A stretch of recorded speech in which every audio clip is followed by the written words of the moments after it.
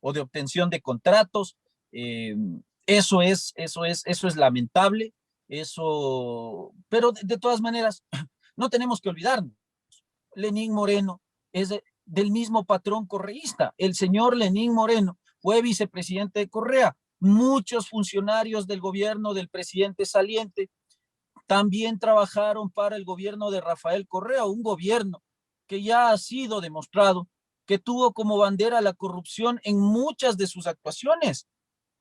Entonces, perdóneme, el presidente de la República actual jamás logró dejar de lado esa impronta correísta que tanto daño le hizo al país. Y ahora la gente dice, bueno, con un presidente nuevo tenemos que olvidarnos del señor Correa y de los 10 o 14 años de su marca en el país. No, yo soy de los que cree que no tenemos que dejar de hablar de este tipo de cosas porque la gente tiene memoria corta.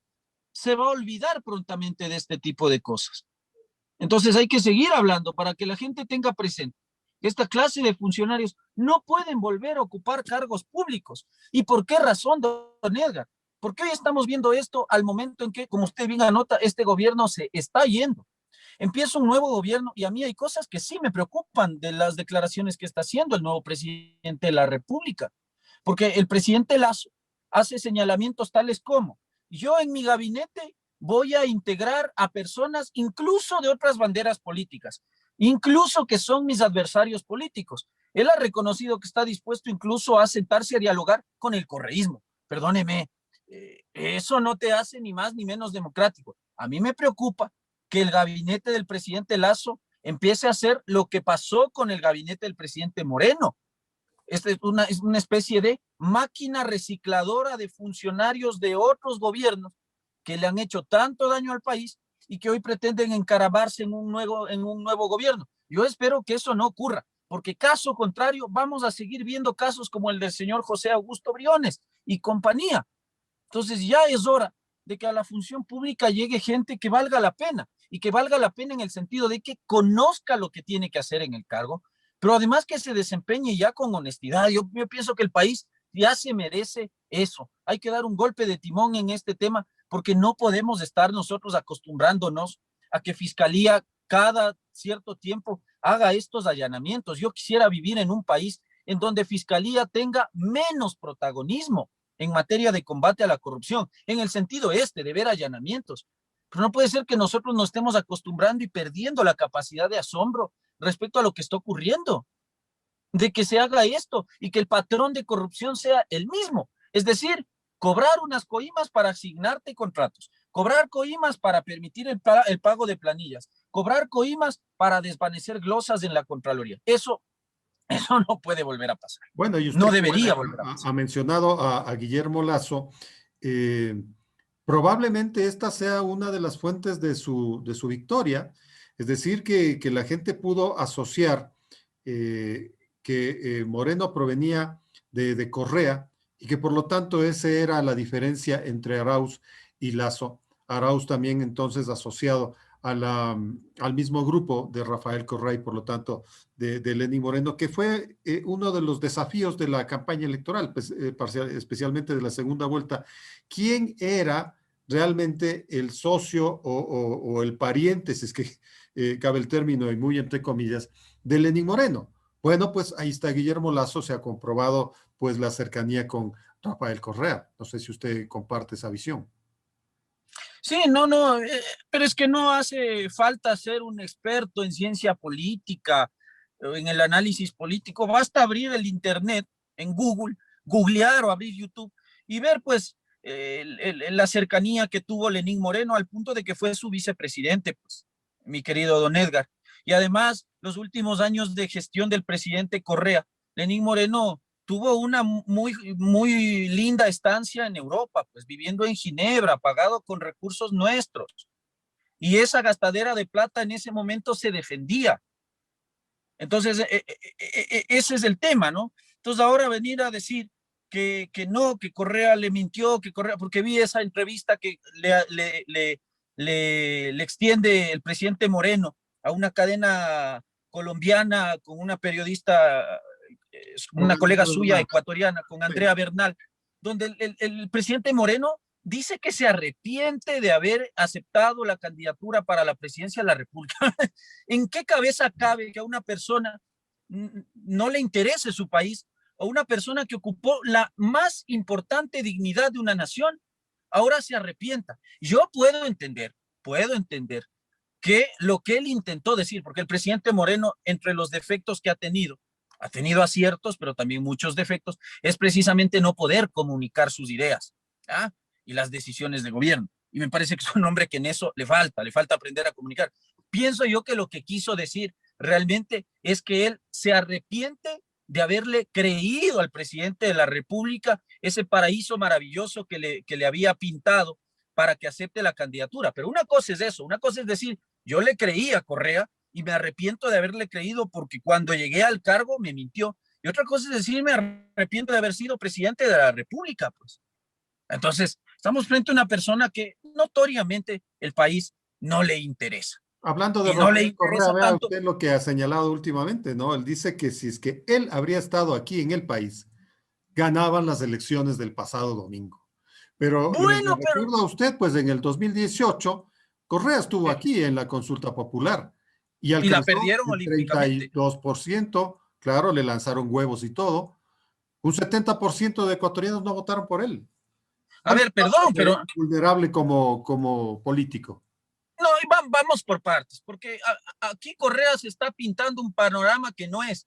Él dice que esta derrota del domingo pasado es la primera derrota que sufre el correísmo en 14 años. Eso es tamaña mentira. Correa perdió en Quito la elección de 2014 para la alcaldía. Entonces, no es que si Correa está aquí, porque este señor se cree dueño de sus electores y dueño de sus partidarios y coidearios. Entonces, él cree que con subirse una tarima y poner un monigote, como era el caso del señor Arauz, cree que con eso entonces el monigote gana la elección. Ya pasó con Barrera en 2014. Craso error que él se haya metido en la campaña de Barrera y el resultado estuvo a la vista. Rodas gana la alcaldía y el correísmo la pierde. Primera derrota electoral. Luego viene la elección de 2018 que usted anota, la consulta popular. Correa retornó al país para hacer campaña por el no y la perdieron 70-30. Segunda derrota. Tercera derrota. Aunque se diga que Yunda es cercano al correísmo, no participó por el Partido de la Revolución Ciudadana, al menos no en la forma, ¿no? Perdón, no, sí, no en papeles. Participó por otro partido que es más bien propio o de propiedad del ex fiscal Washington Pesantes. Esa elección también la perdió. Su candidata perdió la elección a la alcaldía y hoy pierde olímpicamente la segunda vuelta. Y perdón, pero acá nadie le está prohibiendo el ingreso al país al señor Correa. Todo lo contrario. Nosotros, yo al menos particularmente, muchos ciudadanos, le invitamos a retornar al país. Pero seguramente, si él retornaba a hacer campaña electoral en segunda vuelta, lo más seguro es que esa campaña la tenía que hacer junto a Jorge Glass en la Tacunga, porque le recuerdo al señor Correa que lo que él tiene es una sentencia condenatoria ejecutoriada, nada más y nada menos que por delito de cohecho, es un cohechor. Y en esas condiciones probablemente una campaña desde un centro de privación de la libertad, tal vez le hubiese ayudado a Arauz a incrementar su voto en la población carcelaria, pero me parece que un craso error habría sido que Correa retorne, ¿no? Y si no, si, como él decía, si eres tan valiente y tan machito como decía otros adversarios políticos de él en su momento, bueno, retorna al país y ven y gánate las elecciones desde la Tacunga y veamos qué pasa, ¿no? Entonces, naturalmente, desde la comodidad de un ático fuera del país, estando prófugo, cualquiera se hace el macho, pues, y dice, no, si yo volvía al país, Arauz ganaba. Ya te ha pasado que estando en tarima con tu candidato te ha ido muy mal. Y perdón que yo se lo diga, pero el mejor asesor de campaña de Lazo en la segunda vuelta se llama Rafael Correa. Por eso Lazo ganó la elección. Otra de las perlas de Rafael Correa de los últimos días es esta en donde señala que la gente de Pichincha no les perdonó que se haya puesto a Lenín Moreno como candidato en los comicios de 2017. Según Correa, y él dice en una entrevista, nos pusiste al peor presidente de la historia, mira dónde nos tienes, no te vamos esta vez a respaldar, Correa, pese a que Arauz es un buen candidato. Esa es mi hipótesis, dice Rafael Correa. A ver, mire usted que hay cosas curiosas, porque después del día domingo, muchos correístas confesos empiezan a sacar las uñas, ¿no? Y a decirle al expresidente de la República, no sé, el más grande error del correísmo fue haber puesto a Arauz en la candidatura. Ese es uno de los señalamientos que se ha hecho estos días, ¿no? Al menos algo de autocrítica. Yo soy de aquellos que cree que en la Revolución Ciudadana Correa tenía muchas mejores figuras políticas que podían haberle dado mejores resultados a su movimiento. Marcela Guiñaga, Podemos discrepar Hernández, abiertamente Pavel con la Muñoz. ideología, pero Pavel Muñoz, Marcela Guiñaga, la propia señora Marcelo Holguín, en fin, tiene usted ahí muchas figuras que podían haber desempeñado un mejor papel en la campaña electoral de este año. Entonces, ahí es donde uno se pregunta si Correa lo que quería realmente era ganar esta elección o la quería perder. Porque con un candidato tan malo como Arauz, lo más probable era que te pase lo que te pasó. Es decir, que pierdas la elección.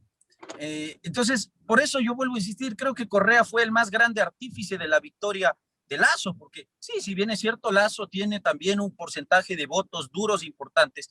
En la segunda vuelta, Lazo va a tener que ser claro y ser consciente de que ese 30 y pico% de votos que él logra obtener en la segunda vuelta, en muchos son votos no a favor de él, sino votos de rechazo al correísmo. Entonces, bajo ese paraguas y ese panorama, él va a tener que gobernar. Entonces, las cosas también hay que decirlas como son respecto al presidente de la República.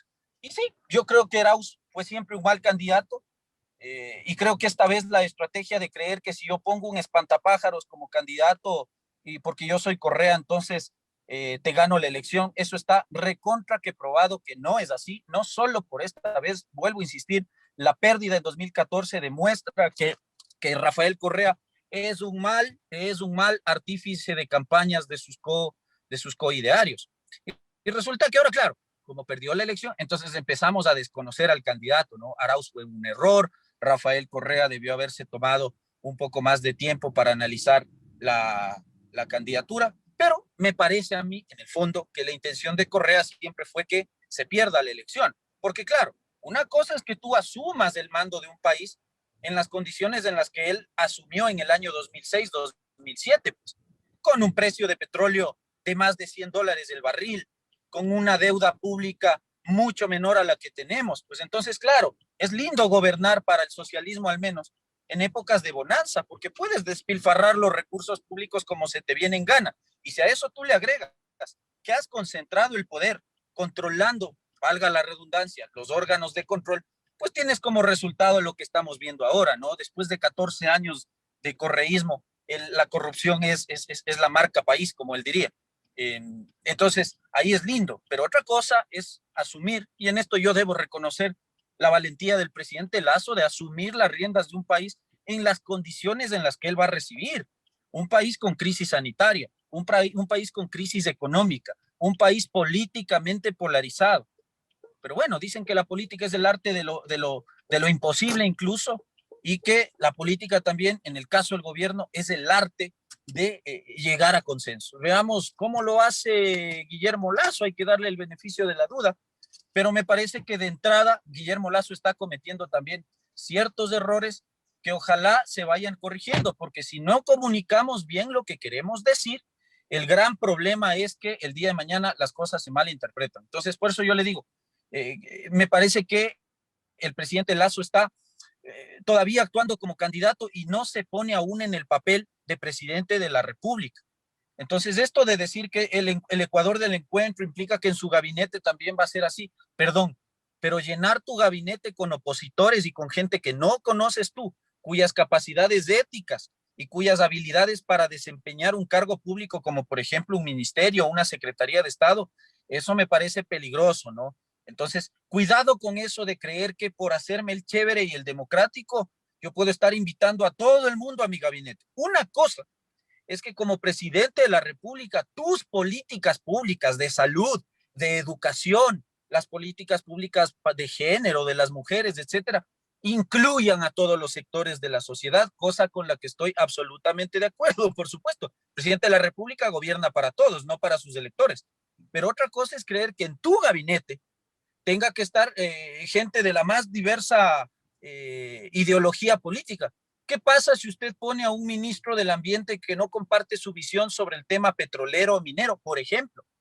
Su política de gobierno va a fracasar. Entonces, mucho cuidado con las decisiones y el discurso que está dando Lazo, porque no saber comunicar también lleva a veces al fracaso de los gobiernos. Si no, pregúntele al presidente Moreno, que ese es uno de sus grandes falencias. Bueno, para cerrar ya este tema de Rafael Correa, porque termina la campaña electoral, algunas evaluaciones en los días subsiguientes y hasta ahí nomás, ¿no? Ya el presidente electo tiene que hacer lo suyo. Pero vea esta expresión de Rafael Correa de desconocer totalmente el acuerdo que él celebró con Antonio Vargas. Él decía que no les ha brindado medio voto y que más bien les ha hecho perder muchos votos. Cuando Ay, van a ser como 8 o 10 días, ¿no es cierto? Poquito más, de que él celebraba en Twitter el acuerdo con Jaime Vargas, hablaba de una alianza, la ponía en términos superlativos, pero ahora dice que él no conoce a Jaime Vargas. a ver, perdón, don Edgar, pero esto es el pan del día con el expresidente Correa, pues. Si él desconoce a su familia, pues, o no se acuerda que a Pedro Delgado ni lo conocía, pues, a su primo, al primo Pedro, no lo conocía. A Lenín Moreno también lo desconoció, pues. Sí dijo que sí, que él siempre supo que no era un tipo muy inteligente, un tipo de pocas luces, pero qué bueno que por el carisma le puso como candidato a la presidencia de la República.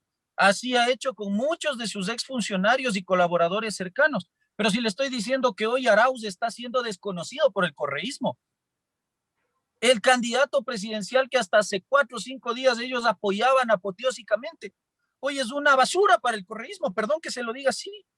Entonces, naturalmente, Jaime Vargas pasa también a la lista de desconocidos, pues, ¿no? Y como usted anota, hace pocos días nada más él decía que esto es apoteósico, que es lo mejor que le ha podido pasar al país. Vea que ellos hablaban ya de una cuestión como tripartita, ¿no?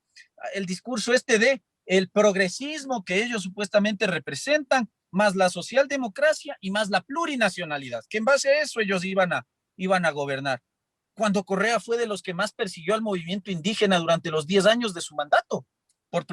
Digo, eso hay que tener en cuenta. Y por esa razón, yo digo con mucha decencia, la población indígena del país no le dio el voto al candidato correísta, porque la gente sí tiene memoria. Y yo en eso debo celebrar la dignidad del pueblo indígena, que en su gran mayoría tampoco le hizo caso al deschavetado de Yacu Pérez, que proponía el voto nulo y que era un apoyo solapado al correísmo en la segunda vuelta electoral.